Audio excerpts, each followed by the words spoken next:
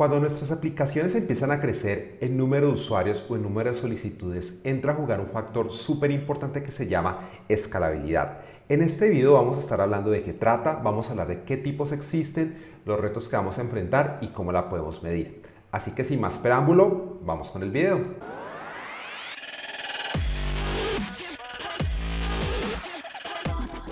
Hola geeks, soy Manuel Zapata y en este canal hablamos de arquitectura de software y buenas prácticas de programación. Si es la primera vez que te pasa por aquí y te interesan estos temas, te recomiendo muchísimo que te suscribas. Ahora definamos qué es escalabilidad. Una definición formal sería que es la habilidad de un sistema para operar mientras aumentan el número de usuarios o solicitudes. Esa es una definición formal. Eso en simple español, ¿qué significa? Eso significa que en la medida en que tu sistema va aumentando el número de usuarios, no se caiga, siga operando. ¿Listo? Puede que el rendimiento se degrade un poquito, pero lo importante es que el sistema siga operando. Ojo que escalabilidad no necesariamente es lo mismo que rendimiento. Son dos cosas, son dos atributos de calidad diferentes. Por cierto, si es la primera vez que escuchas hablar de atributos de calidad, por aquí tengo un video donde hablamos en detalle qué significa esto y por qué es tan importante la arquitectura de software. Existen dos tipos de escalabilidad: escalabilidad horizontal y escalabilidad vertical. Vamos a definir cada una de estas con un sencillo ejemplo. ¿Qué hacemos para escalar verticalmente?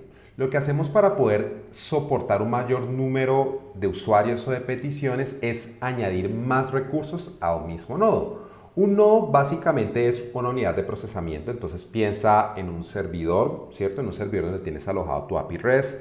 Piensa, por ejemplo, en una base de datos. Esos son algunos ejemplos de nodos, ¿listo? Y lo que vamos a hacer es añadir más recursos a ellos. Entonces tenemos un servidor, ¿cierto? O tenemos un nodo en general y ese nodo de alguna forma se va a volver más grande, entre comillas, ¿cierto? Va a escalar verticalmente. ¿Y qué significa que va a escalar verticalmente? Vamos a añadirle más RAM, por ejemplo. Podríamos añadirle más CPU, podríamos añadirle más almacenamiento, pero el punto importante es que lo hacemos siempre al mismo nodo. Es decir, ya tienes un nodo desplegado, un nodo funcionando y vas a añadirle más recursos a ese mismo nodo. Esa es la escalabilidad vertical. En la escalabilidad horizontal vamos a hacer algo diferente y es que vamos a añadir más nodos a un sistema. Es decir, el nodo que ya tenemos lo vamos a dejar ahí funcionando tal cual como está, pero para poder soportar ese mayor número de usuarios o de peticiones, lo que vamos a hacer es añadir más nodos. Entonces tenemos el nodo que teníamos inicialmente y para escalar van a aparecer nuevos nodos en nuestro sistema que antes no teníamos. Entonces en este caso aparecieron 3 nodos adicionales que no existían. Obviamente en este tipo de enfoque tienen que haber algunos elementos adicionales para poder hacerlos correctamente, ¿cierto? Si ahora tienes más nodos en el sistema, tiene que existir algo que te ayude, por ejemplo, a distribuir la carga entre los distintos nodos. Pero ese ya será otro tema para otro video. Lo que quiero que quede aquí en tu mente es básicamente que en la escalabilidad vertical vamos a añadir más recursos a un mismo sistema, pero en la escalabilidad horizontal vamos a añadir más nodos al sistema. ¿Listo? Un aspecto súper importante con los atributos de calidad es que tenemos que ser capaces de medirlos y la escalabilidad no es la excepción. Entonces, ¿cómo puedes medir la escalabilidad de tu sistema? Una forma en que lo puedes hacer, por ejemplo, es con algo que se llama el throughput, y el throughput es básicamente la capacidad o la cantidad de transacciones que puede procesar tu sistema. Entonces tú puedes determinar, por ejemplo, que cuando llegues, por ejemplo, a 1000 usuarios simultáneos, cuántas transacciones debería ser capaz de procesar el sistema por segundo o por minuto, ¿cierto? Y seguramente vas a tener como un límite mínimo para saber que el sistema está operando correctamente, ¿cierto? Esa es una forma en que lo puedes hacer.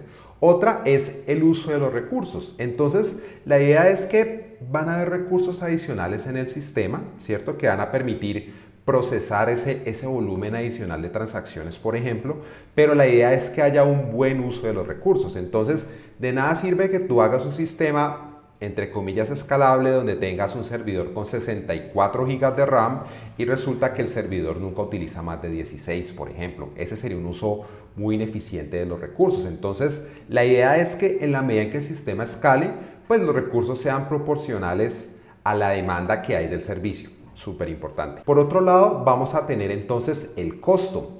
¿Cuánto cuesta procesar una transacción? Esa es otra forma en que puedes medir la escalabilidad del sistema. Si tú tienes un sistema con un montón de recursos, un montón de servidores, bases de datos en réplica y otro montón de cosas que te va a costar una millonada mantener, pues es algo que tienes que considerar en términos de escalabilidad. Tienes que mirar qué tan costoso va a ser para también así mismo poder justificar ese dinero, pero también poder ver si estás haciendo de forma correcta la escalabilidad. Para ya ir finalizando este video, hablemos de algunos de los retos que tiene la escalabilidad. El primer reto que nos trae es que tienen que haber mejoras medibles en alguna parte del sistema. Entonces, de nuevo, no se trata de añadir recursos por añadir recursos, sino que, por ejemplo, si tú aumentas la RAM de un servidor, pues puedas evaluar efectivamente eso, qué mejoras está trayendo. No se trata de meterle más RAM solamente porque no quieres que el servidor se estalle, sino que quieres efectivamente mejorar algo y la idea es que se pueda poder medir. Por otro lado, un reto importante es que no debería requerirse esfuerzo adicional para poder adicionar los recursos o poder adicionar nuevos nodos. En eso las plataformas cloud como Amazon, como Azure, nos ayuda muchísimo porque uno puede configurar esos temas de autoescalabilidad, pero la idea es que no debería requerir un esfuerzo adicional.